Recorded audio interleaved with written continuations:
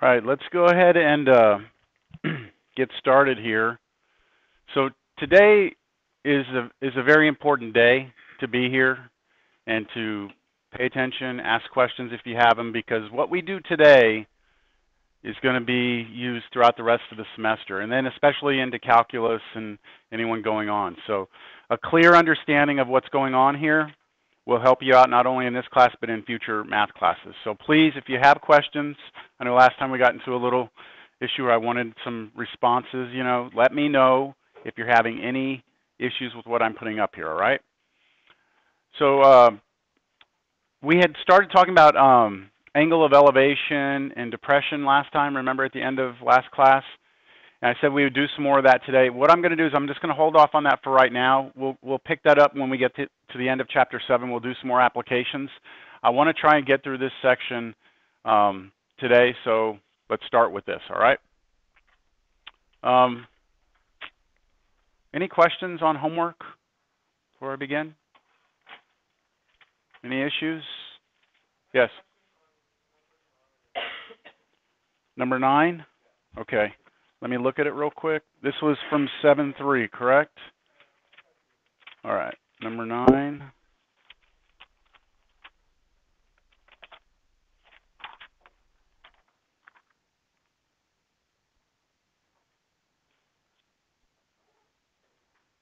Did I give you number 9? Wait a minute.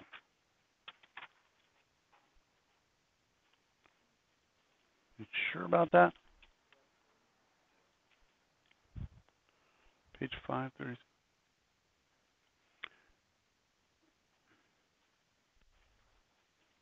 Okay, yeah. All right. Sorry, I didn't read the problem all the way.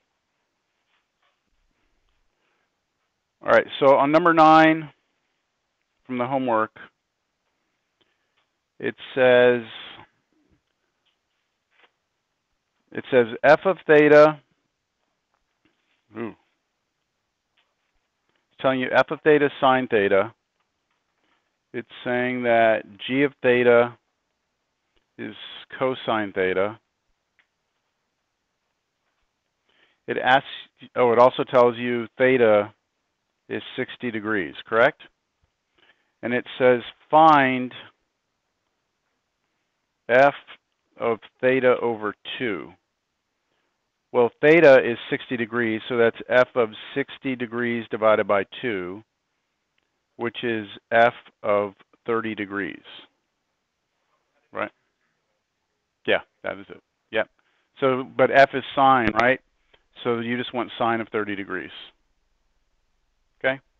Sine of 30 degrees, 1/2. Okay? Any others? 21? Okay, so for 21, secant pi over 4 plus 2 cosecant of pi over 3. All right, so are we all okay with what pi over 4 is as an angle? It's the same as how many degrees? Pi over 4? 45 degrees. Remember, pi is 180, right? Pi is like a half rotation. If you divide 180 by 4, you get 4 equal sections. Each one is 45 degrees. So this is 45 degrees. This right here, pi over 3, that's 180 divided by 3, which is 60. So this is like 60 degrees. Now, we want to get to a point where we're as comfortable with radians as we are with degrees, but for now, I'll rewrite the problem so that it might help us. This is, what do we say? Secant of 45 degrees equals plus 2 times cosecant of 60 degrees. Y'all okay with that? Now, by definition, secant is 1 over what? 1 over cosine, 45 degrees. Plus, now 2, this is multiplication times cosecant is 1 over sine. So I can rewrite that as 1 over sine of 60 degrees. what is cosine of 45 degrees? So that's one of those ones you're going to have to start to remember, right? Square root of 2 over 2 plus 2 times, now what is sine of 60 degrees? So root 3 over 2.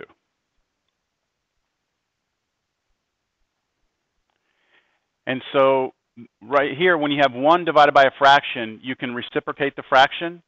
So this right here just turns into what? 2 over root 2 plus 2 times, now the same thing here, this reciprocates, so this becomes 2 over root 3.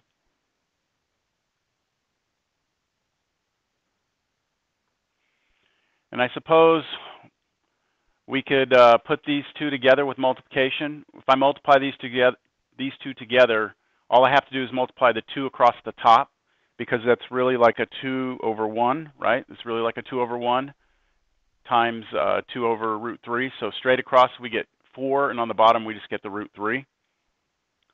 So we have 2 over root 2 plus 4 over root 3. Now I'm sure that's not what they had in the back, because they probably rationalized the denominators. So you would have to look at each one of these separately and go rationalize the denominators. And I can do that over here on the side. 2 over root 2, to rationalize and multiply top and bottom by root 2. Straight across on the top I get 2 root 2. Straight across on the bottom I get what? Just 2. And then you see those 2's cancel right there, which leaves you with just root 2. So my first one's root 2. The next one, 4 over root 3, I do the same thing. I multiply root 3 on top and bottom, which gives me 4 root 3 over what? 3.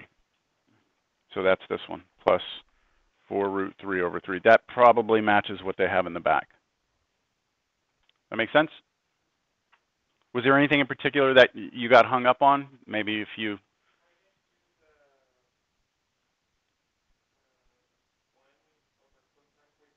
Okay.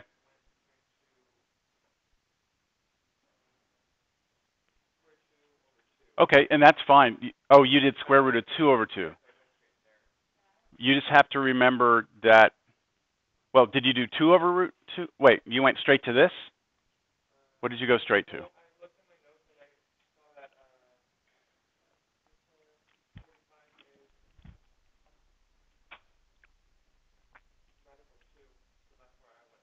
Okay, you could do that. That's fine.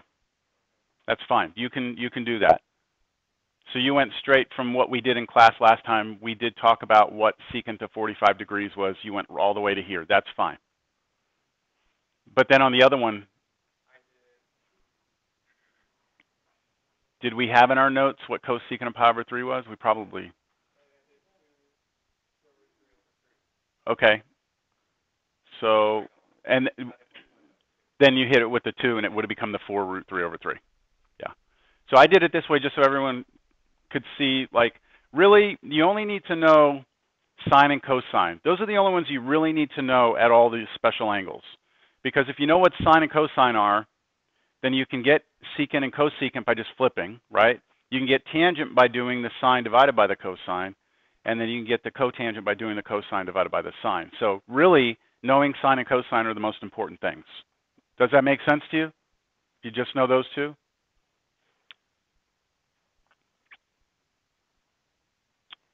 Okay, good questions.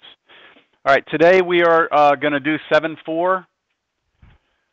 If you recall, everything we've done up to this point, when we've talked about these trig functions, it was all based on this idea of a right triangle. And we always said that the angle that we were dealing with had to be acute, right? Acute meant between 0 and 90 degrees. And we limited ourselves to only those angles. But in reality, we want to be able to look at angles that are larger than acute angles. We want to look at some obtuse angles, or possibly angles that are even bigger than 180, right? So we want to look at all possible angles. So that's what today is about. We're going to redefine our 6 trig functions using a different sort of concept, taking the triangle kind of out of the picture, and once we do that, we'll be able to find the values of them at any angle given. So to start off, we need to set up, there's a lot of definitions and things that we need to establish before we can get into it. So the first thing is what's called the rectangular coordinate system. This is something you're all familiar with. You need a chair? Okay, you got one? All right. The rectangular coordinate system is something that you've been dealing with for a long time, but I wanted to throw some other things out there that you might hear later on in your math life.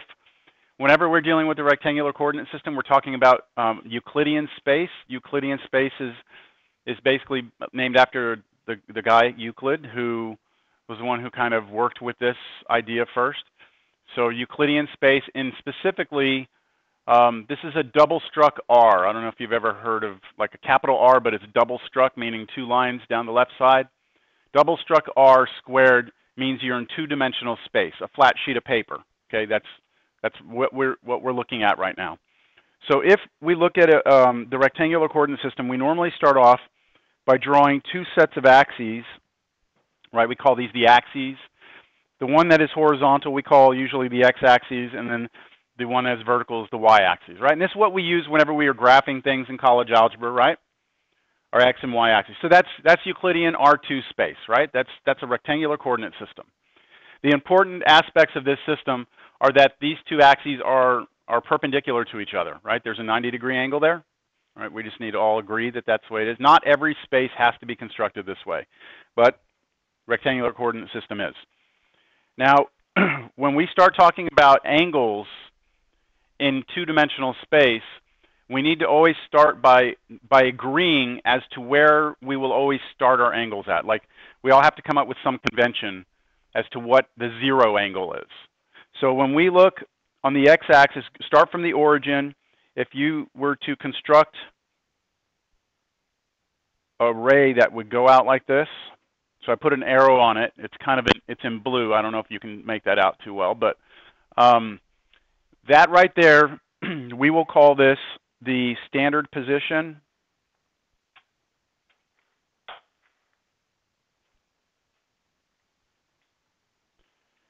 And we always measure our angles relative to that ray, to the arrow pointing out the positive side of the x-axis. That's always where we start at. So this particular ray will be our, what we call initial side.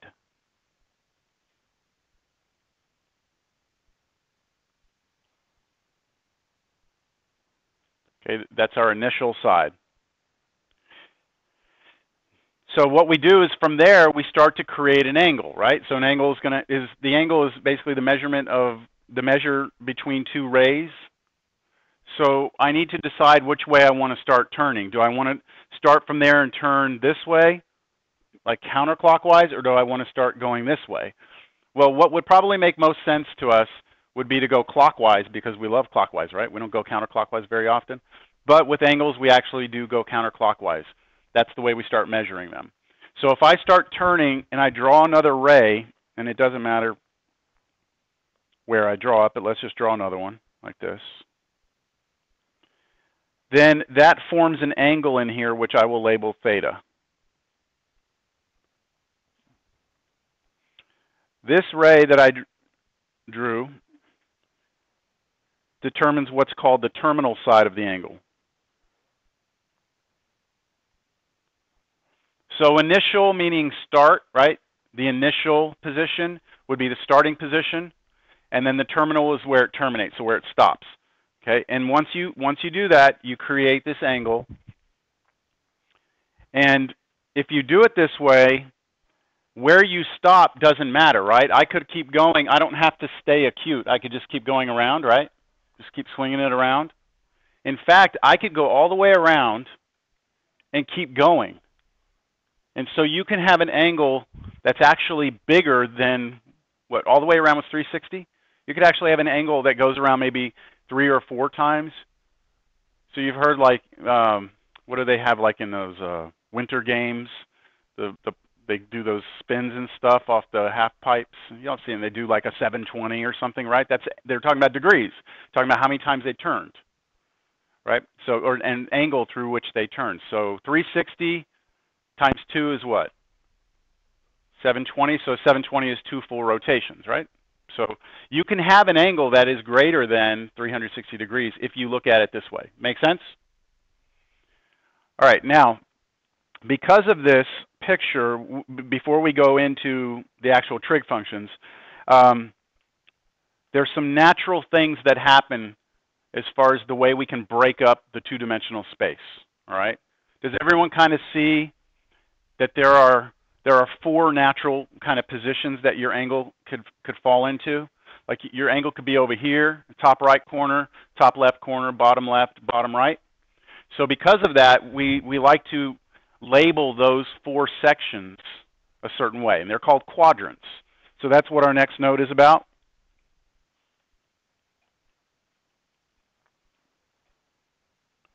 Draw a quick picture.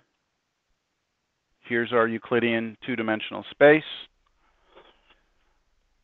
I want to go back up to my picture real quick here. I would like to label this angle. You know how I called it theta here? I just want to point out to everyone that if you look at it like this, I'm going to put an arrow on that. See that red? Okay, my angle starts down here at the initial side and goes up and terminates right there. So the arrow shows the direction of the rotation, right? Counterclockwise.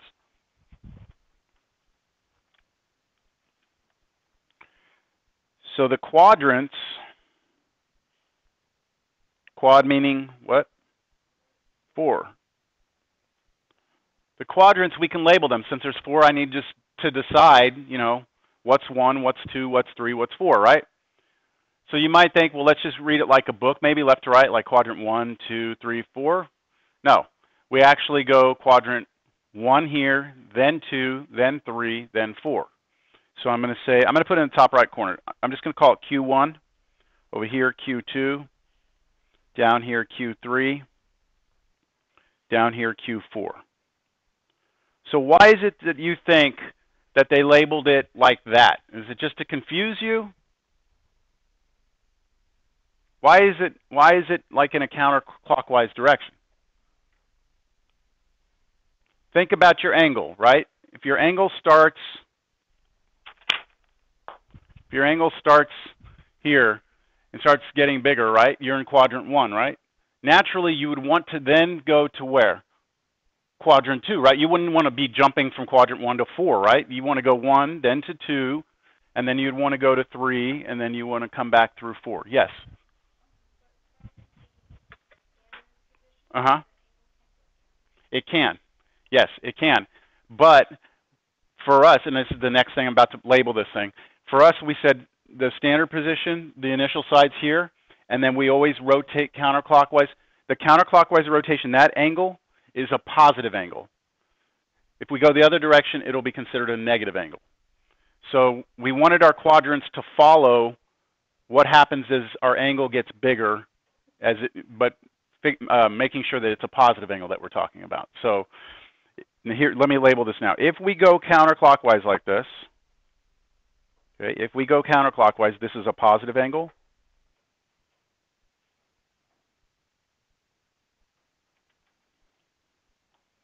If we go counterclockwise this way, this is a negative angle.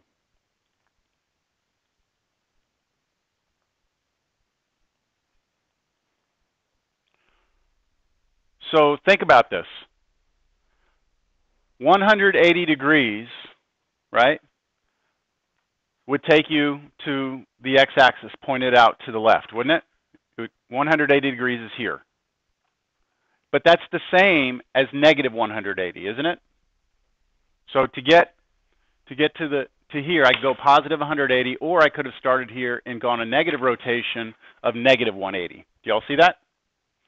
Okay, how about this? 270 degrees would take you straight down. What's another way I could have gotten there? Negative what? Negative 90. Do y'all see that? Yes? Okay. All right, what about pointing out the, yeah, we'll go 90 again. Okay, we'll do, let's say 90. What's another way I could get to 90? I could go positive 90, or I could have gone, what, negative 270? Could I have done, 450? What would 450 degrees look like? I need to move this thing down so I can reach it. So 450 would be 360. That's all the way around, right? And then how much more? 90 more would put me here, wouldn't it? Now, we're going to talk about that also. Those are called coterminal angles, but I just want you to start thinking about it right now. With this idea, if we have a certain angle, there's always another way to get to it, to get to that same position. Okay, so positive angles, go back to that positive angles. These are counterclockwise.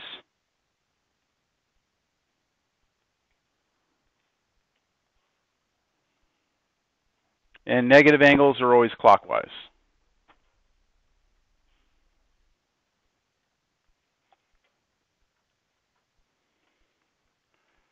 Now, let's talk about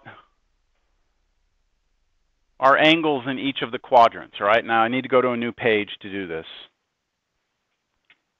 So I'm continuing this note. Let's say I tell you that I have an angle, and I tell you it's in quadrant 1. What does that tell you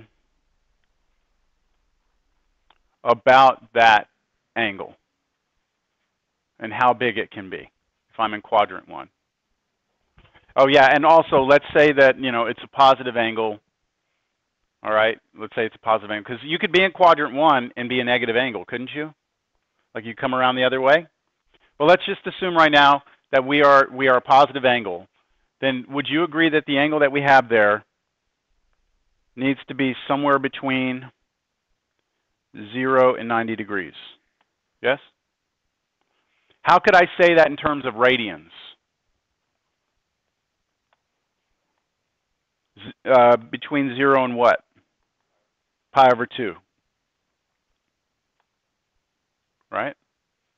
So this is it in degrees, this is it in radians. How about if you're in quadrant 2? Your theta is restricted between where and where? So in quadrant 2, quadrant 2 is here. You're going to be bigger than 90, but you got to be less than what? 180, right? Maybe we should label these here before I move on. Straight up and down, this angle right here is 90 degrees, right? Or pi over 2. Here, this angle is what? 180 or, in radians, pi. What about straight down?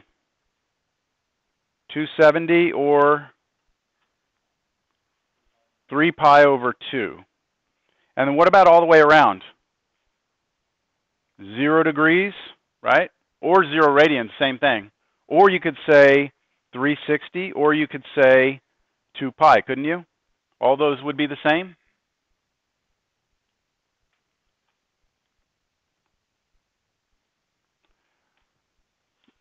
Think about this real quick. We know that a quarter rotation, right, is 90 degrees. Then a half rotation, you add another 90, you get 180, right? Another quarter rotation, you add another 90, you get 270. Another quarter rotation, you get 360, right? That's how you got 90, 180, 270, 360. You can do the same thing for the pi's, all right? And this is going to be useful later. Look, if I say that's pi over 2, straight up and down, then if I take that and I have 2 of them, right, then that would be pi over 2 plus another pi over 2. How do we add fractions? Straight across, if they have the same denominator. So pi plus pi is what? 2 pi. What's 2 pi divided by 2? It's just pi. Do you all see that? Then this is a good way to remember what this one is. Because if this is pi over 2, this one is 2 pi over 2s, right? This one would be how many of them? 3 pi over 2s. And isn't that 3 pi over 2? You can't reduce that, right? 3 pi over 2. And then when we get one more, how many is that? 4 pi over 2. But what's 4 pi divided by 2? 2 pi. Make sense? It's easy to kind of count your way around the circle that way. especially when we get to like pi over 6, because you can count your way around the circle the same way. All right, more of that later. All right, so we know here that we had to be between 90 and 180, which in terms of radians would be 90 was pi over 2, and 180 was pi. Oops. To be in quadrant 3, your angle must be between 180 and 270 degrees, or in radians between pi and 3 pi over 2. Everyone follow this? I'm just going to finish it off, all right? I think everyone's probably caught on to the idea, but I want to be as complete as possible here. You'd be between 270 degrees, I keep on doing less than or equal to, and 360. Or in radians, you would be between 3 pi over 2 and 2 pi. I want to add a little note here. This all works for angles between 0 and 360. Okay, what I'm saying is, if I restrict myself to just angles that are positive angles, okay, and I am only allowed to go around once at the most, then this is the way the quadrants work out.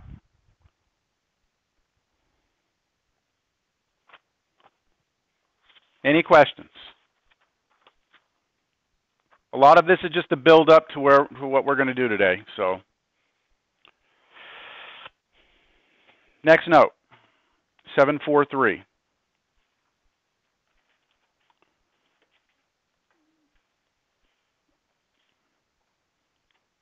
Coterminal angles. Let's look at just the language of this. What was the terminal side of an angle? It was the end of it, right? It's where that ray that we stopped, and it was that side that constituted the rotation, right? So this has terminal in it. It says coterminal. Co meaning like they share. So, and angles meaning more than one angle. So we're talking about two angles that share the same terminal side. So that's actually the definition, okay? Two angles are called coterminal if the two angles share the same terminal side.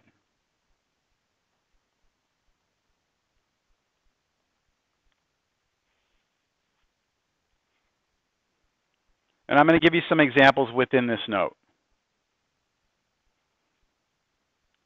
30 degrees and 390 degrees are coterminal. Do you agree? So if you were to draw 30 degrees would be about here, wouldn't it? So that would be 30 right there. But if I go 390 degrees, which means I rotate, I go all the way around, right? 180, 270, 360, then add 30 more, I'd be at 390, wouldn't I? And that would be the same exact, they would share the same terminal side, so you would call them coterminal. Aren't they just off by 360? They're just, I mean, if you were to subtract the two, you would get 360, wouldn't you? Here's another example. 3 pi over 2 and negative pi over 2. So a drawing of this. 3 pi over 2 takes you here, doesn't it? 3 pi over 2 points you down. But we said just a second ago, you could also have gotten there by doing a negative rotation of pi over 2. So they share the same they share the same terminal side.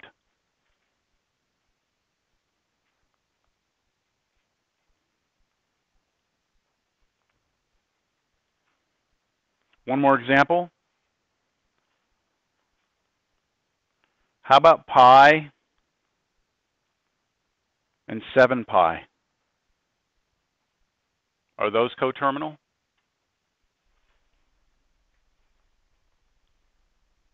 So pi would take me, what, a half rotation, just like that? Pi is a half rotation. What would 7 pi's be? Well, let me count them out, okay? Here we go. Pi is a half rotation, isn't it? So I'm going to count 1 pi, 2 pi, 3 pi, 4 pi, 5 pi, 6 pi, 7 pi. And I'm at the exact same place, aren't I? So I counted how many half rotations I had, and I wound up on the same terminal side as I did with just pi.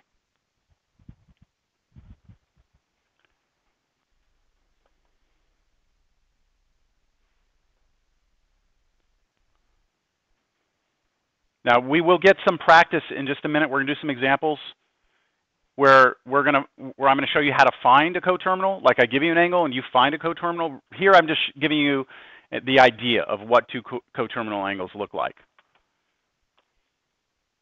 All right, last little concept before we get into our examples. 744,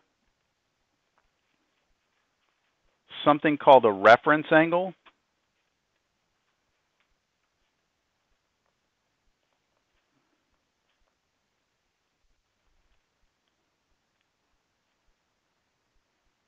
I'm going to draw a couple of pictures and then we'll talk about what a reference angle is. I'm going to draw 4 different scenarios.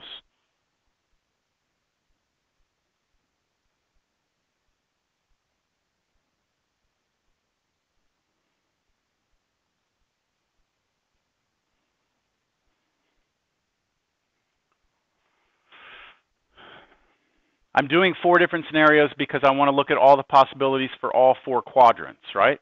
That's why I'm doing this. So let's say we have an angle, comes up like this. We call that theta. And then in the next one, draw an angle. Doesn't matter where you draw it. In the second quadrant, this angle here, this is theta. Something in the third quadrant, our angle theta, and something in the fourth quadrant like this, with our angle theta like that. Forgot to put my arrows on there.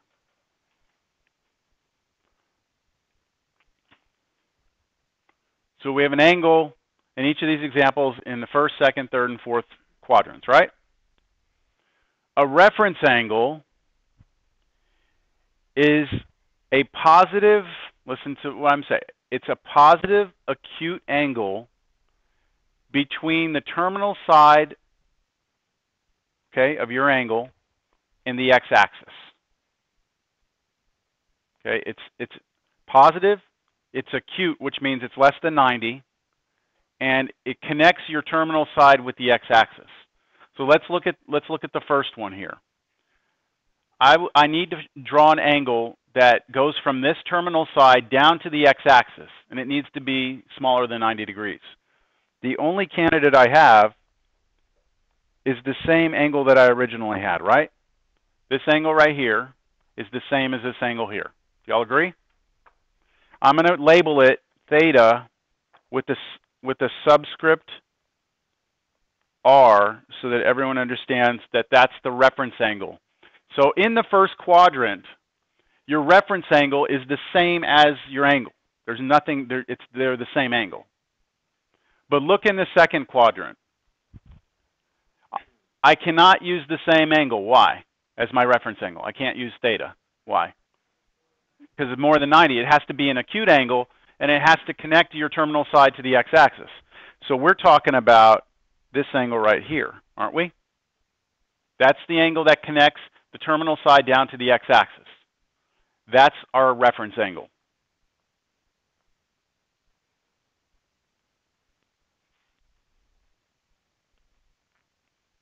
So let's just say, let's start thinking ahead because we're going to do a few of these. Let's just say that this angle right here was 100 degrees. 100 would have taken me past 90, right? 100 degrees, then what would my reference angle be? 80. It would be what's left to get me down to the x-axis, so it would have been 80. How about here? Where's my reference angle? Goes from the x-axis to the terminal side. It has to be acute. Isn't that an acute angle? So that would be theta reference right there. Someone just give me a real quick example of something that would, an angle in degrees that would lie in the third quadrant. A specific example. 210. Let's say that our angle theta was 210. What would our reference angle be for 210? 30. So how are you doing that? Yeah, if 210 gets you down here, I need to get back to here. The only difference is this was 180, this was 210, so what's the difference between 210 and 180? It's 30 degrees. So you subtract, you get your 30 degrees. So the reference there would be 30. With me? Okay. What about in the fourth quadrant? Your reference angle would connect your x-axis to that terminal side like that.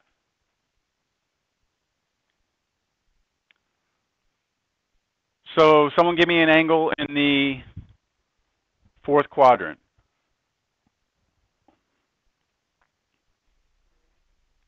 $280, okay. So if it was 280, it would be in the fourth quadrant. What would your reference angle be?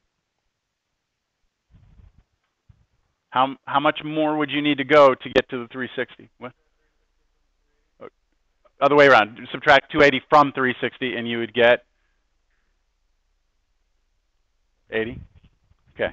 So your reference angle would be 80. All right, we're going to practice with this, but everyone understand the idea, at least geometrically, the picture of what we're looking at? Okay. All right, our first example. I know I did some examples earlier, but those weren't truly examples. They were within a note. So example 1, I would like to let theta be equal to 7 pi over 4. Part A, find two coterminal angles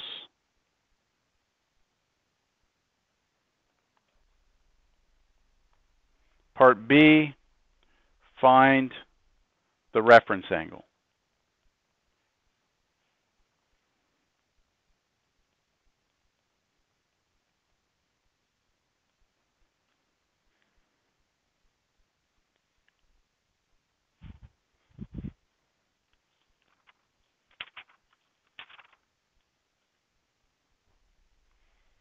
You know how on reference angle I put theta with that little subscript r, right? The book doesn't do that. They use, I think, alpha. They use a different symbol. So like, I use theta and theta, oh, it's Q. Theta sub r for my reference angle. The book uses theta and then alpha. I'm not trying to confuse you. I just didn't like the use of alpha as the reference angle. I wanted you to realize that it is connected to theta, but it is not theta. It's something different. So just FYI. All right, so let's find two coterminal angles. Maybe it would help us to draw this, to draw where this angle is, all right? So let's see if you can catch on to what I was saying about counting things out. We have 7 pi over 4, right? 7 pi over 4. You know, there are certain angles I said you need to get very comfortable with. Pi over 4 is one of them, right? Pi over 4 is 45 degrees. Agreed? So let me just show you with the dotted line. This is 45 degrees right there. If I take another 45 degrees, I'll be at 90, won't I? Another 45, I'll be out here. Another 45 takes me to 180. Another 45 takes me down here. Another 45 to 270. Another 45 takes me, well, that doesn't look like it's split, but. Do y'all agree that that shows the different 45 degree angles in there? All right, So those are my pi over 4s. How many of them do I have here? 7 of them, and it's a positive, right? So I need to rotate counterclockwise, and I need to count out 7 of them. So watch how I do this. I'm going to go count 7 of these pi over 4s out. Here's 1, 2, 3, 4, 5, 6, 7. Got that? See how I counted out how many pi over 4s I had? That's useful if you have something like negative 13 pi over 4. Then it makes it real easy for you to just count your way around. So that's where I am. I'm going to draw like my terminal side right here. I need you to give me 2 other angles that are coterminal to that. So anyone see one just visually? Negative pi over 4. You could actually go from here backwards, right? Negative rotation, and get there by just rotating by pi over 4, but backwards. So I'm going to put next to this, comma, negative pi over 4. That's one coterminal angle. Any questions on that? So instead of going around counting out 7, I just count 1 pi over 4, but this direction, so that's negative angle. No questions? Someone give me another one. 15 pi over 4. So how'd you do that? You just added 2 pi. So we can always do that. We can always say, look, if I want to get back here, right, all I have to do is go all the way around again. So from here, from 7 pi over 4, add a full rotation, but a full rotation is 2 pi. So I'll do that math right here. I'm taking 7 pi over 4, I'm adding to it 2 pi. Now, in order to add 2 numbers together, if one of them is a fraction, right, you must get a common denominator. 7 pi over 4 plus 2 pi over 1. Everyone agree? Now I have 2 fractions. Do they have the same denominator? No. To get a common denominator, I look at the denominators. I need a common denominator here of 4. So I multiply this fraction on the top and bottom by 4. When I do that, I get what over what? Multiply the top there by 4, bottom by 4. What do I get on top? 8 pi. On the bottom, 4. Now you have the same denominator. So you add these 2 together. 7 pi's plus 8 pi's is 15 pi's, isn't it? So 15 pi over 4. That would also be a coterminal angle. Can somebody give me an idea of how I could get another one if someone wanted 3 coterminal angles? What could I have done? I could have subtracted 2 pi. So instead of being here at 7 pi over 4 and adding 2 pi to come around again, I could have been here at 7 pi over 4 and I could have subtracted a full rotation. So subtract 2 pi. But actually, if you do that, let's see what would happen just to show you. If I take 7 pi over 4 and I subtract 2 pi, I still have to get a common denominator. So everything would still work out the same. So I'd have 7 pi over 4 minus 8 pi over 4, which would be what? 7 pi's take away 8 pi's is how many of them? Negative 1. So I'd have negative 1 pi, so negative pi. Is that all right? Over 4. Isn't that, we already got that one, didn't we? We already used this one? So that would work, but it doesn't give us a third coterminal angle because we've already listed that one. Subtract another 2 pi or add another 2 pi, right? So when I was here at 7 pi over 4, to get another one, I added a full rotation. Why not add 2 more rotations? Or 7 complete rotations? Or 1,000 complete rotations? There are infinitely many coterminal angles, aren't there? It just depends on how many rotations I want to go. So I could do 7 pi over 4 plus, what would 2 full rotations be? How many pi's is that? 4 pi's, right? Because each full rotation is 2 pi. So 4 pi, if I did that, I'd get a common denominator again. Multiply top and bottom by 4. So that would be, what, 23 pi over 4. That's another coterminal angle. And so on and so forth. I could just keep going all day long. I actually go for the rest of my life, and I never finish, right?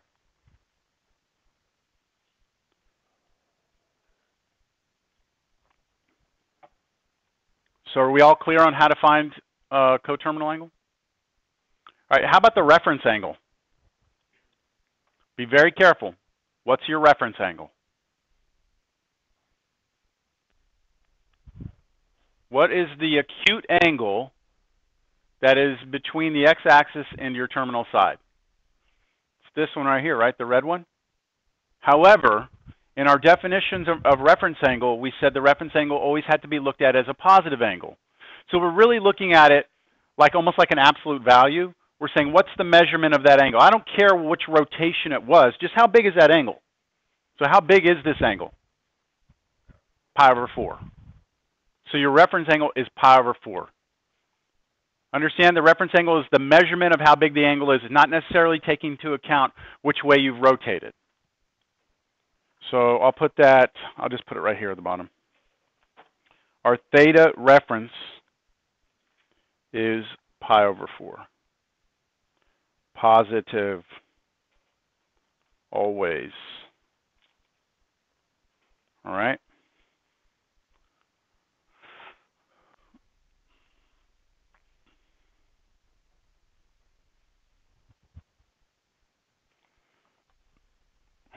Next example.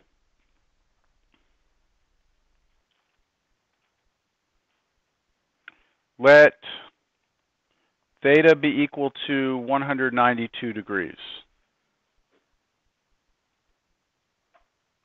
Find two coterminals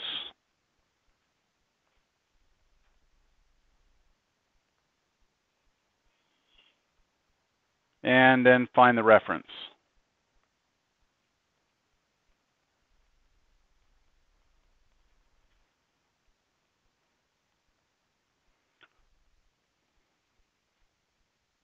So you draw a picture first, right? Might help. What quadrant is 192 in? What quadrant? Third? Okay, so somewhere over here,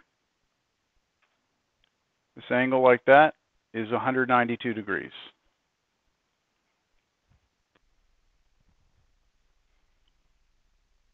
What's another way I could get to that terminal side?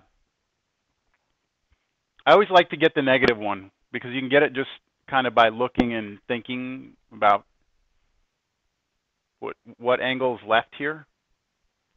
What angle is here? All the way around is what? 360? So how much more would I have to turn by to get to 360? So subtract 192 from 360 and it's what? What? 168? You good with that? But I need to go backwards, right? So this time it is, with coterminal angles, we do need to take into account the direction. So if I'm going to go this way, that would be, as a coterminal angle, it would be negative 168 degrees. Give me another one. How else could I get there? I could have done the 192 and then added a full rotation, which this time would be 360 because we're in degrees. So what's 192 plus 360? 552. So you go around one time, come all the way back around. That one was 192 plus 360, which was what? 552. So that's my other one.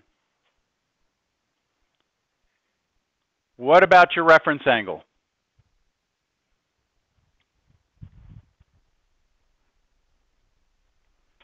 Your reference is this one, right? This is your reference right there. It's the acute angle between the terminal side and the x-axis. And we want to measure it as a positive angle. So how much of an angle is that? 12 degrees? 12 degrees? Because here to here, right, is 180. to get to 192, you just have to add 12 more. So really right there what you're doing is you're taking 192, you're subtracting 180, and that gives you 12 degrees. So that's your reference angle right there. Now you have to be careful because depending on which quadrant you're in, the way that you compute the reference angle changes, right? Like here, we took the full angle and we subtracted 180. In other quadrants, that's not always going to be the case. So it's always good to understand the geometry of what's happening. Everyone follow this? Do we have any questions?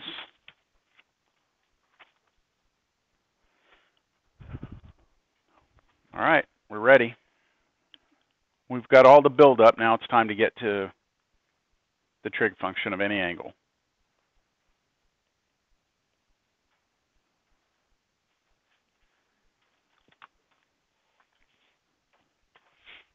Now I've drawn on the board the picture of the situation, but in your notes, remember, not your notes, your formula sheet, remember last class I handed everyone a formula sheet? I believe that this picture is actually in the formula sheet, all right? So you don't necessarily need to redraw this. Actually, does anyone have it handy with them real quick? Can I look at it real fast? I'm wondering if they put the circle there. Okay, good, they did put a circle there. They use x and y and theta. Very good. All right, so we run into a little issue here because the book uses A and B, and your formula sheet uses X and Y. So up here, I just labeled everything A and B, and then I showed you how if you switch A to X and B to Y, all the formulas are exactly the same as what you have. So would you prefer that I present this to you using X and Y like your formula sheet does, or do you want me to present it to you A, B the way the book does? Any preference? It really doesn't matter because on the test, you don't need to draw that circle. So, y'all care? You want to do X and Y? Okay. All right, so here's what we're going to do right now is we're going to find the trig functions, or define the trig functions of any angle.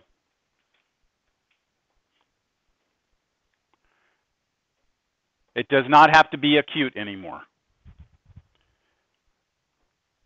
What we do is we say, all right, you have your two-dimensional space. And imagine now that you pick a point anywhere in two-dimensional space. For convenience, I'm going to pick that point in quadrant 1. That point has an X and a Y coordinate. Does everyone agree with that? There's an X that takes you out horizontally, and then the Y takes you up vertically, correct? From that point, I can always connect from that point a line down to the origin.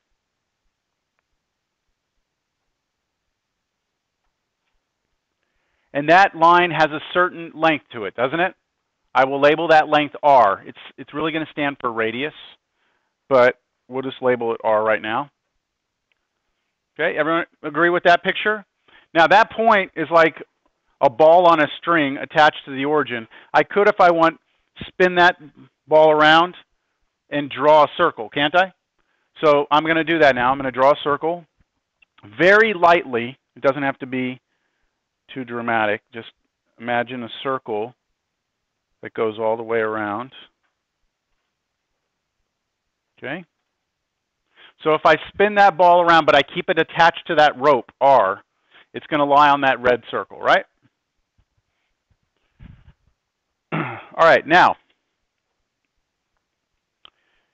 I can construct a right triangle from this picture by looking at this point and dropping what we call a perpendicular, a line that comes straight down and hits the x-axis. When I do that, my newly constructed right triangle now has an adjacent, it has a two sides to it, two legs, right? And I can also define in here the angle. I could call that angle right there theta. That's our standard position angle, isn't it? X-axis going out this way. we went to a point that created the second terminal side of our angle. This adjacent leg to theta is how long? How long is that adjacent leg? Do we know? We don't know exactly the number, but we do know something in terms of the letters we have up here. How long is that side? The distance from here to here is x, isn't it? I mean, to get to that point, you have to go out this far, right? How far is that? It's x. Y'all agree? So this is x. And then how long is this leg of this right triangle? It's y.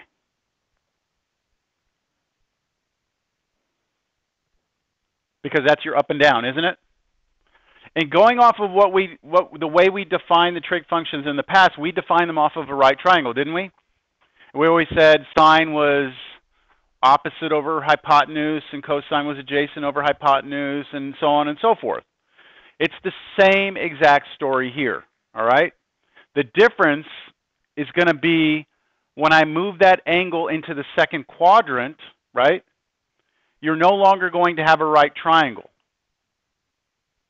because your angle's going to be on the outside of the triangle, isn't it? It's going to be out here instead of inside the triangle. But the way we define the trig functions is exactly the same. So let me write them down even though they're there and they're on your formula sheet. We define sine of an angle, of any angle, to be in this picture y divided by r. Cosine of that angle will be the x divided by the r. Tangent of the angle will always be the y divided by the x.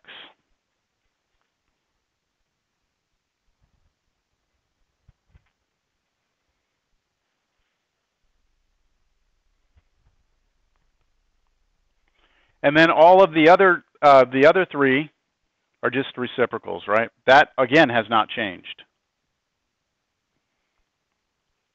Cosecant is r over y, secant is r over x, and cotangent is x over y.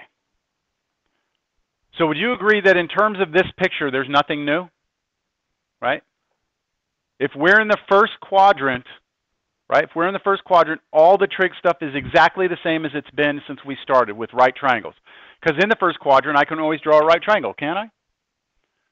Okay, so now let's talk about what would happen if we go into the second quadrant, right? So I have a picture. I was kind of bored last night. I tell you all my in-laws came in town. Not my in-laws, my wife's sister called us last Friday, texted us. She lives in England. She texted us and said, I'll be there Saturday night at midnight. Please come pick me up at the airport. So we picked her up and we found out she's staying with us for a month. So now at home I'm trying to find things to do to get myself in my office. So last night I wrote this program. I use this program in my calculus classes. It looks worse than it is. This is a lot of copy and paste, all right, for anyone who does programming. So I made this program that kind of gives us an illustration. I use this a lot for my calculus class because there's a lot of visualization and it's hard to explain on a piece of paper. So this is basically a circle, everything we've just drawn, right? What I've done is I've labeled the angle in here. We're at 44 degrees right now. It's actually measuring this side to be 1.48 and this one's 1.43. It's hard to see that one. If I go to 45 degrees, notice, remember what we said about 45 degrees? This side is always the same as this side. You'll see that? Okay, so if I drag this thing around, this is what makes this program so cool. So if I drag this point around into the next quadrant, okay, notice what happened. What changed? What changed in this triangle? The x value, right? Because if you're going to go to that point, you have to have an x and a y coordinate. To get there, you have to go left, which means your x value has to be negative. So look, this is now a negative value. Now, geometrically, I know lengths are normally measured to be positive only, right? We don't say that a triangle has a negative length side. But in terms of the point, that is a negative value. Yes? The y coordinate is still positive because we're up there. So now what would happen if you try and do like sine of theta? Sine of theta would still be the opposite, right? Which would be this y coordinate divided by the r, which is, sorry, this is not the r, that's the angle. This green, right? So you would have a positive number divided by this length, which would be positive, right? So your sine would still be positive, and your cosine would be now what? What would be the difference?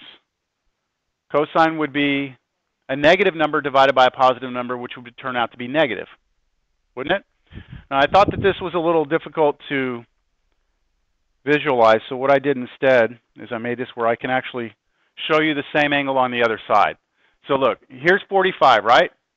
Which means that if I take 45 on the other side, see the two triangles are the same? This would be 135. Follow? So those triangles are exactly the same, but the big difference is the x coordinates are different. So if I do cosine over here, I do the x coordinate, right? Cosine is x divided by r, right? I do x divided by r, I'm going to get a positive number. Here, x divided by r will be a negative number. So the difference between being here and being here as far as angles, the only difference is that your cosine is going to turn out to be negative instead of positive. Follow that? Now that changes other things too, because secant is 1 over cosine, so that'll become negative. But all I want you to see right now is how by changing quadrants, all you're doing is changing your x and y values. Now what happens if I go down into the third quadrant?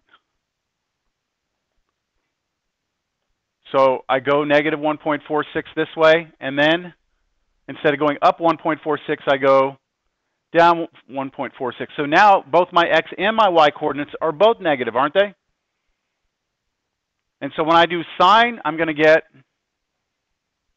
what kind of number? Positive or negative? Negative. If I do sine in the third quadrant. Negative. If I do cosine in the third quadrant. Negative. Tangent in the third quadrant. Positive, because it's sine divided by cosine. So these are things we're going to have to resolve, but I'm just trying to give you a visualization. And then in the fourth quadrant, let me get all those other ones out of there. In the fourth quadrant, you've got what? A positive x coordinate, negative y coordinate. So that's the same as this. The x is the same as in the first quadrant, but the y's are different. Y'all see this or not? Okay, let's just get to an example, all right? This is example 3. I would like us to find the six trig functions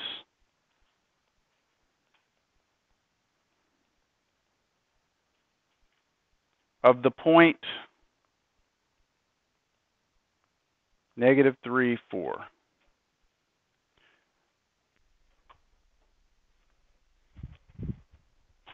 Now, I'm being very loose in my wording here, okay? The book says it a little different, but once I draw it and everything, I think you'll understand what I mean. I would like everyone to just draw your R2, two-dimensional space. Label a point. Label the point -3, +4. Draw a big old point right there.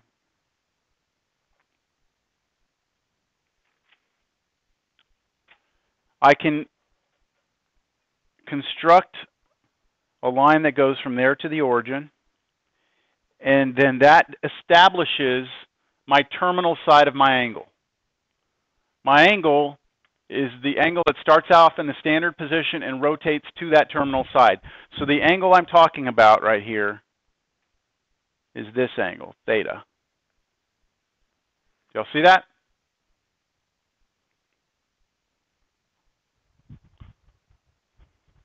The point here is -3, +4.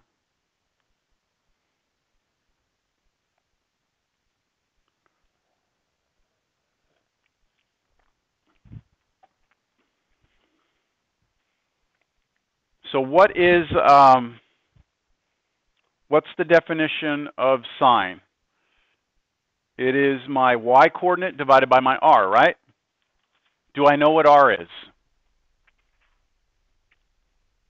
Do I know what this length is right here? No? No? Can I find it? Yes. Because what I could do over here on the side, I could draw my point and my line coming down. I could construct a right triangle like this. What is this side right here? 4. And then what's this side right here? -3. Now, again, this is where we start to, say, wait, can you really talk about the length of the side being negative? No, but is it going to matter with Pythagorean's theorem? What's the first thing I'm going to do? Square it. So if it's -3 or +3, it doesn't matter. It's going to turn out to be 9 anyway, right? So let's not get bogged down on that. But I want to keep it labeled correctly in terms of where that triangle fit into my picture. It was in the second quadrant, right? So this side over here should be, I just set it up here, -3 squared plus 4 squared is c squared. Or no, let's not call it c squared. Let's call it r squared, right? Because isn't this side r that we're trying to find? So 9 plus 16, hey, check that out. 25 is r squared, so r is 5. By the way, I didn't put something on that picture up here.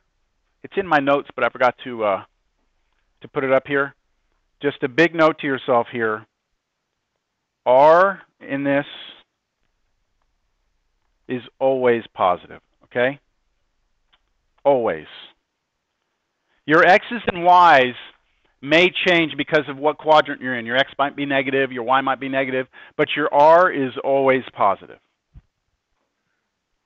That will come into play.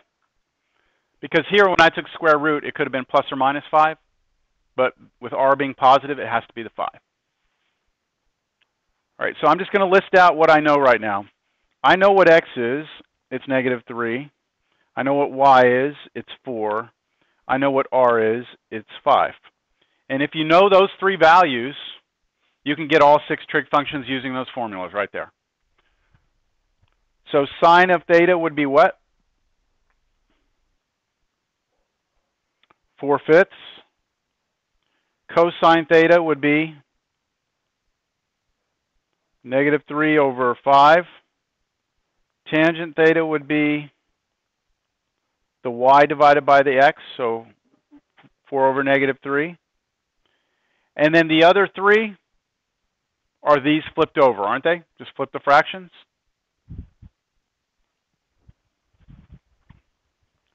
Cosecant theta is 5/4. Secant theta is 5 over -3. And cotangent theta is -3 over 4.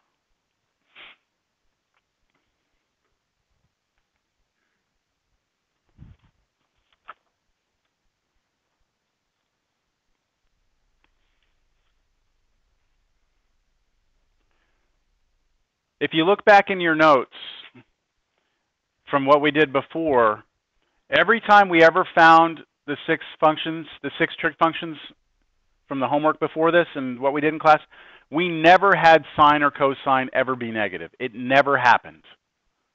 All our trig functions always turned out to be positive, no matter what. And that's only because we were stuck in the first quadrant. And if you're in the first quadrant, don't you agree that your x-coordinate has to be positive? Your y-coordinate has to be positive, and then the radius is always positive. So it doesn't matter how you do the ratios, all those fractions would always have been positive. Now that we are not fixed into the first quadrant, we can go into any quadrant. We have all sorts of things that could happen, right? We could have the x-coordinate be negative, the y positive, or both be negative. It just depends. Or let's take a look at another example. Example 4. I would like for us to find the 6 trig functions. I'm not just going to write, find the 6 trig. Everyone understand what I mean? Find the 6 trig for this. I'm going to tell you what theta is. theta is 0 degrees, or 0. 0 is the one angle that if you write 0, it doesn't matter if you write degrees or radians, because 0 degrees is the same as 0 radians. Right? 0 degrees is just pointing out to the right forever, right? That's 0 degrees. What are all the trig functions of an angle 0? So let me draw a picture. In the last problem, I had to have a point, didn't I? I had to have a point.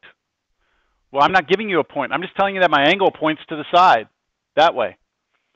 Since it points to the side, I can pick any point out here. Doesn't matter what it is. Why don't I pick the point? How about, I don't know how far that goes out, do I? Because I'm just going to pick some arbitrary point. Why don't I call it x? And then the y-coordinate, do I know something about the y-coordinate? It's going to always be 0, right? So that is a point? Yes? Do you know the radius? We'll draw a line that goes from there to the origin. How long is that line?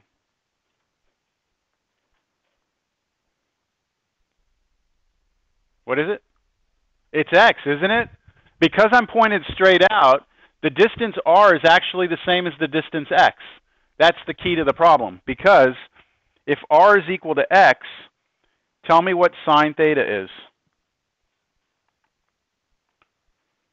Well, what's sine theta?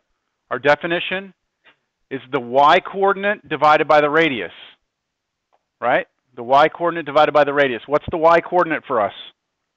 0 divided by the radius. What's 0 divided by anything? 0. Oh, I put sine of theta. That should be 0. Right? Sine of 0, because we are at 0 degrees, right? Sine of 0 should be 0. What's cosine of 0? That's our x-coordinate divided by the radius, which in our problem would be x divided by x.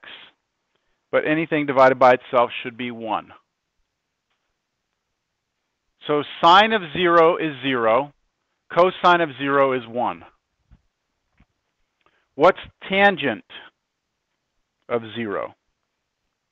Going over here again, it's the y divided by the x, right? What's y, though? 0 divided by x should be 0. Hey, this is good. I'm getting zeros and ones.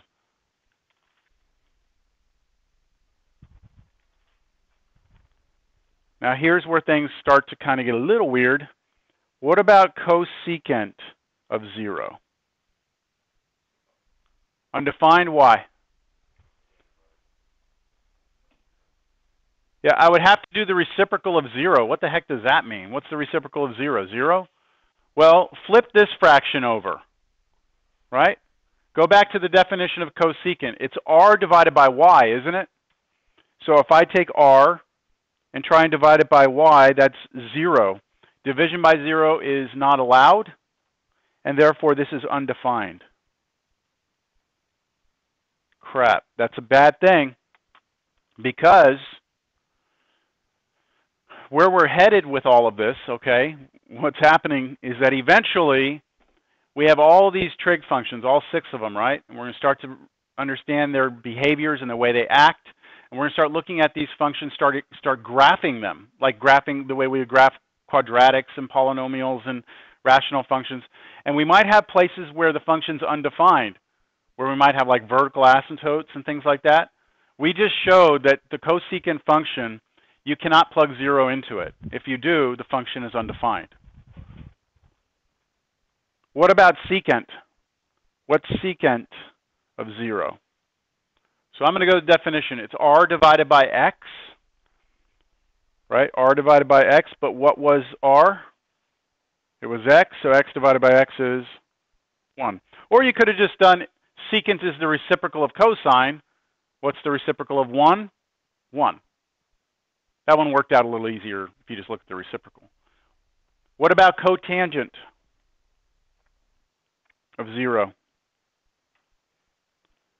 It's undefined, because that's going to be my x divided by 0. That's undefined. There are my 6 trig functions for that specific angle. All right? For that angle, 0, those are the 6 trig functions.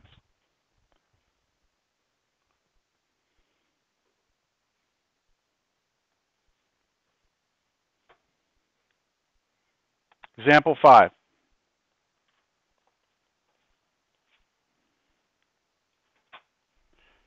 Find the 6 trig functions if I tell you that theta is equal to 3 pi over 2. I'm going to turn the lights on. Let's see how you do on this.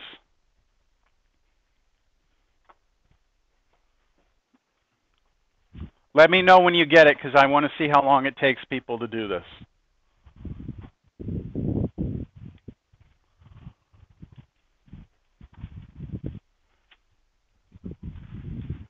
I'm giving you an angle. I'm not giving you a point. So treat it just the way we did the last one.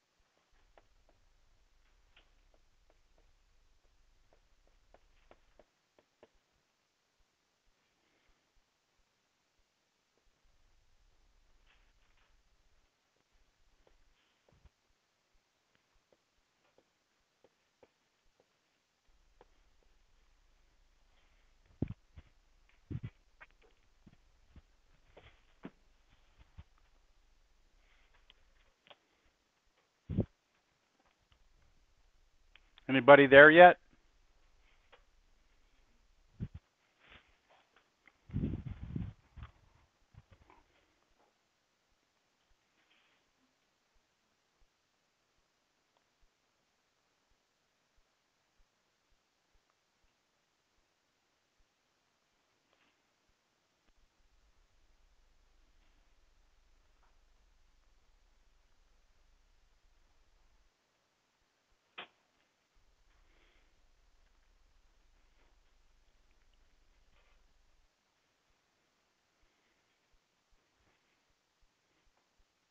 That might help you get started.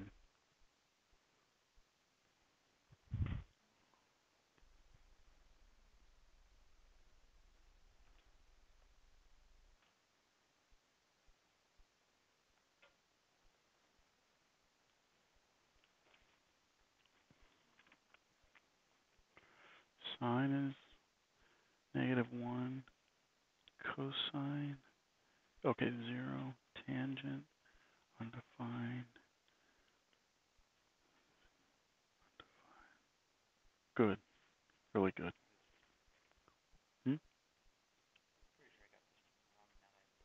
Which tangent was tangent negative.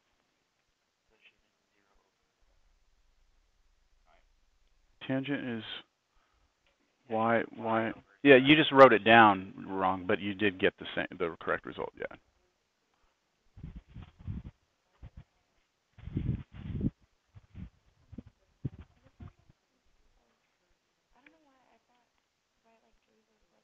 Uh-huh. Okay, because it's pi over 2. Okay, so you have to look at, you have 3 pi over 2. First of all, what's pi over 2? And then there's 3 of them, right? So pi over 2 is not, that was pi over 4. So pi over 2 is here. That's pi over 2. There's 2 pi over 2s. There's 3 pi over 2s. Okay. Is 90. Pi over 4 is 45. Yeah.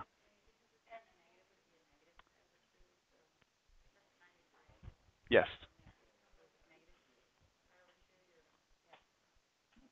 Is that your what? That would be a coterminal angle. Negative pi over 2 would be coterminal. Mm-hmm. But you don't necessarily need the coterminal angle for this. Straight down. Straight down. See, this is your line comes down like this. Okay. The angle for it is this. All 6 trig functions. Okay. All right. So in the previous problem, I gave you the angle was 0, right?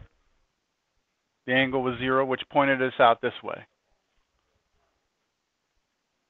Right? And we just picked some arbitrary point, and we called it x0. Now, your point is somewhere on this line, so you need to pick an arbitrary point on that line. Doesn't matter. But there's something that has to be true. If you're on that line, well, that's your angle, though. But your point, though, tell me about the x-coordinate of any point on that line. The x-coordinate. Left and right. That's 0, right? Okay. And then your y-coordinate is negative, right? So I'm going to put negative y here. Okay. Now, what's the distance from here to here? What's that distance? It's your r, but in this particular problem, what is it? It's the same distance as y is, isn't it? But r is always positive, right? So this right here would be y as a distance. Does that make sense? No? Well, okay. Well, tell me what part of it. Tell me what part of it. Because r is always positive. Okay, look. If I draw, let me do a specific point. If I put a point down here, -1, -2. This is the point 0, -2. Do you agree? Okay. If I ask you to measure the distance from here to here, what's the distance? Like if you were to get out a tape and measure it, it's 2, right? See, the radius, the r, is always the distance positive. Even if you're pointed down, it doesn't matter. This will always be positive. Does that make more sense? So you know that in this case, x is 0, y is actually negative y, and r is what? Positive y. Okay, your x-coordinate is always 0, your y-coordinate is negative y, your radius is positive y, and now go do all 6 trig functions. Is the y ever 0? Yes, it was 0 in the problem I did right before this. Because we were on the x-axis over here. Where was I? I drew it. No, I erased it. Right? That's where I did wrong. Oh, because there was no angle. The angle was 0, which points you out to the right. Okay. Yes?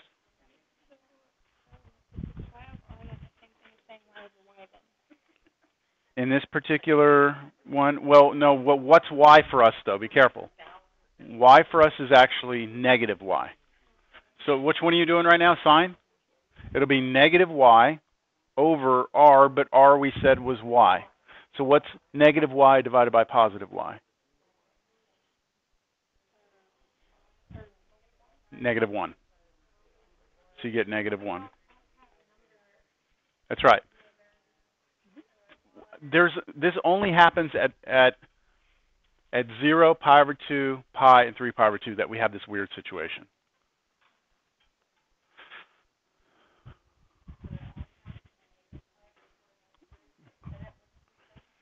I said that this weird situation where we aren't given a point, but we can find all the trig functions anyway, only happens at 0 degrees, pi over 2, pi, and 3 pi over 2. It's the only place because whenever you're to the right or to the left, straight up, down, straight up or straight down, one of your coordinates is 0, guaranteed, right? It's like your intercept. So the x here is 0, the y is actually negative y, and the r here is y.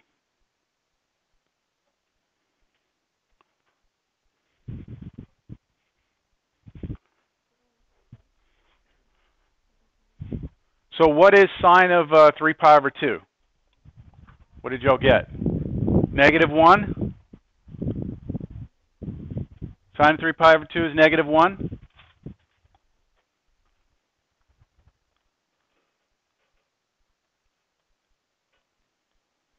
What's cosine of 3 pi over 2? 0. What's tangent of 3 pi over 2? Undefined. What's cosecant? 3 pi over 2. Negative 1 again? Secant of 3 pi over 2? Undefined. I'm just going to put UND, all right, for undefined. And then cotangent, 3 pi over 2, is 0. Look, once you have x, y, and r, okay, once you have these three, you're just plugging into these. So I'm going to trust that you can plug 0, negative y, and y into those and figure out these appropriate ratios to be these 6 values. Okay, I have to move on because we've only got like 10, 15 minutes left, less than that. I've got some more things I want to talk about. Okay, 7.46. The signs of the trig functions.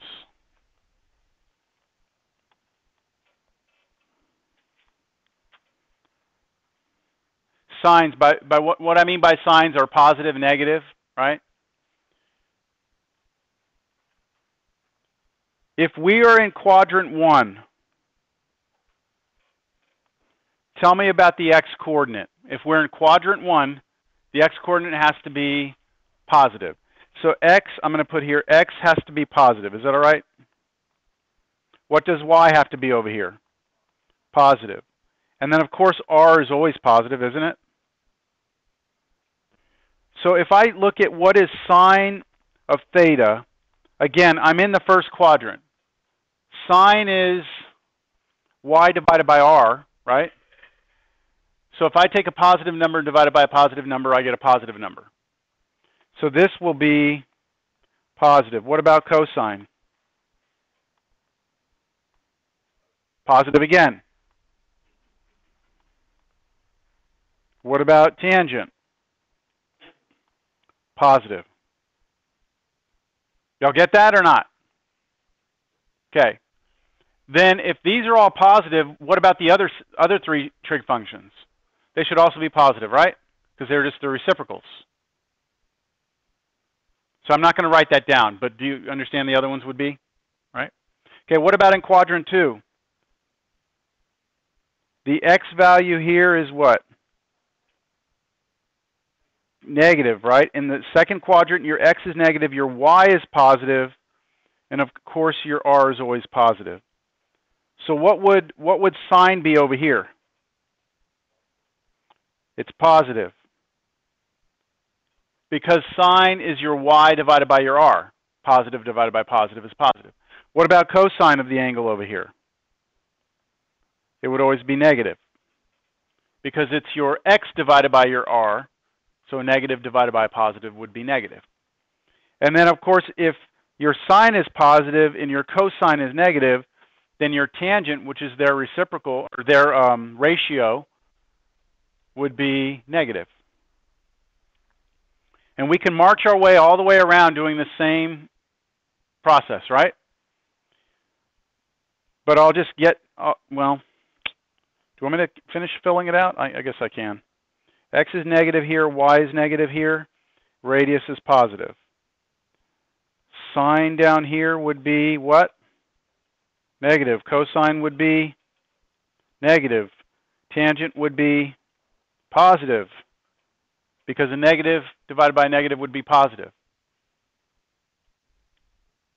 And then in the last quadrant, your x-coordinate is positive, your y-coordinate is negative, your radius is always positive. So sine would be what? Negative. Cosine would be positive, and then tangent would be negative. Now, what is the value of something like this? Well, what if I tell you that I have an angle, right? And I tell you tangent of that angle is a negative number, right? Tangent of some angle is negative. Then you can narrow it down to how many quadrants? 2, right? Because tangent is only negative in 2 quadrants. So you know the angle has to live either in the second or the fourth quadrant. If I tell you that cosine of some angle is negative, then you can only live where? The second or the third quadrant, right? So by knowing the value of just one trig function and knowing whether or not it's positive or negative, you can actually narrow down that angle to 2 of the 4 quadrants, which is a good thing. There's a way you can remember this. All right, I'll draw it to the right side of this.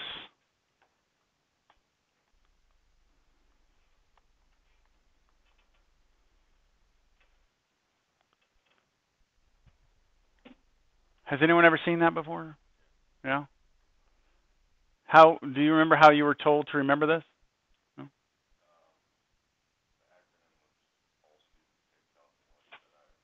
Yeah, something like that. All students take calculus.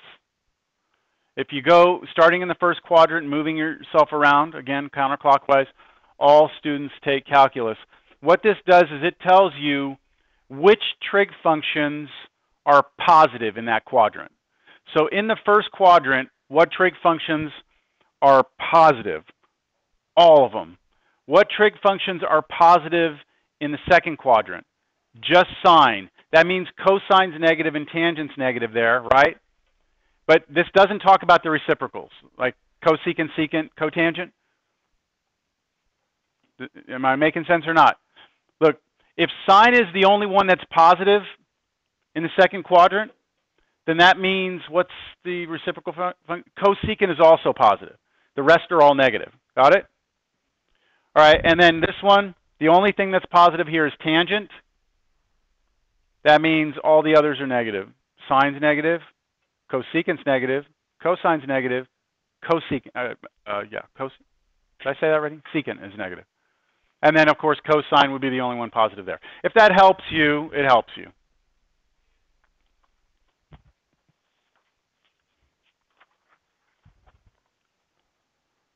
All right, now we come to, I know I only have 5 minutes, but I'm going to show you at least one example.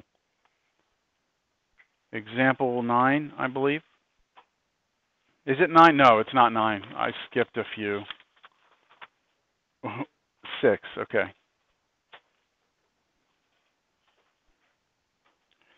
Find the 6 trig functions for if I tell you that cosine of an angle is 2/3, and I tell you that the angle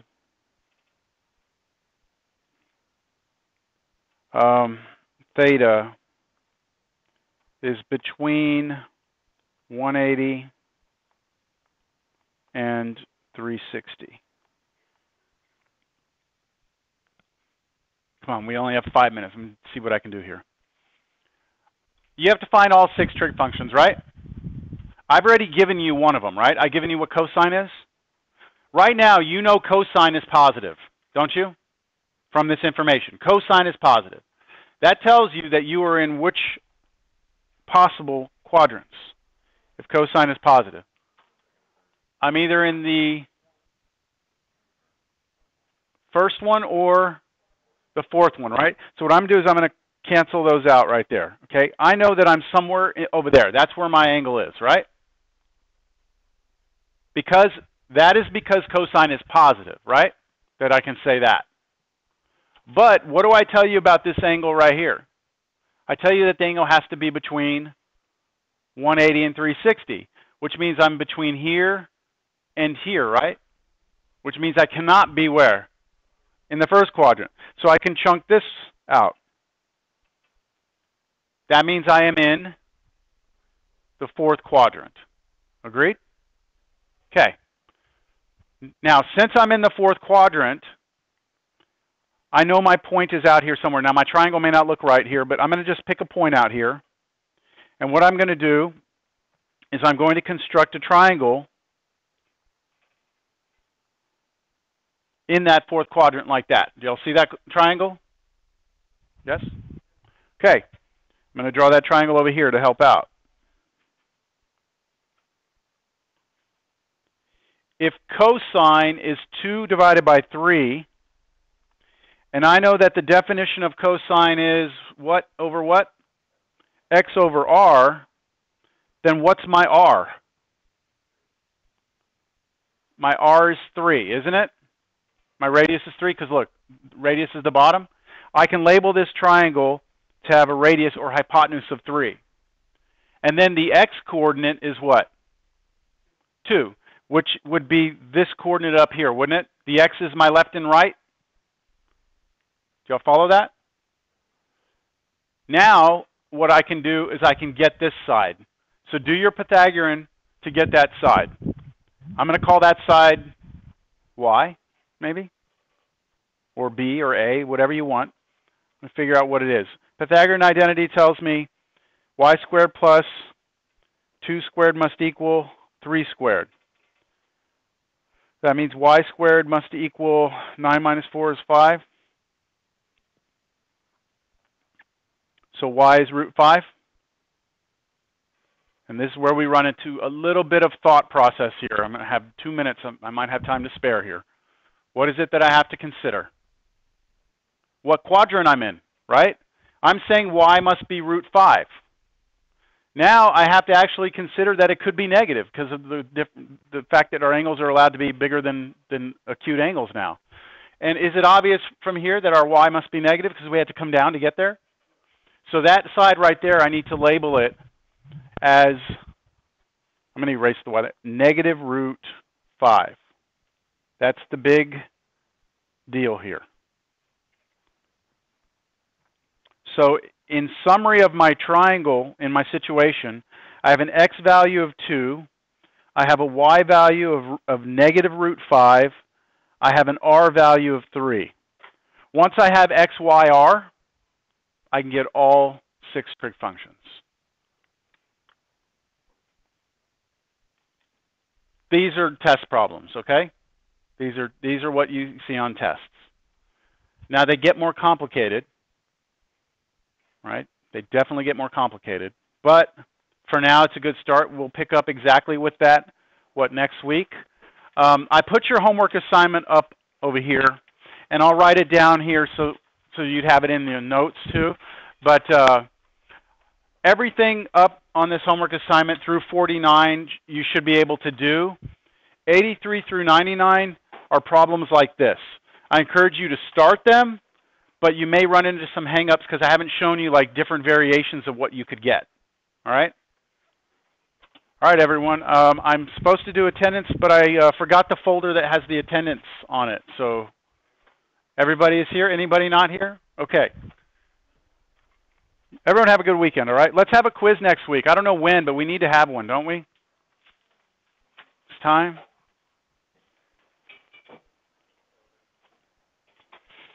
Write that homework. You can take a picture of the board if you don't want to write that down.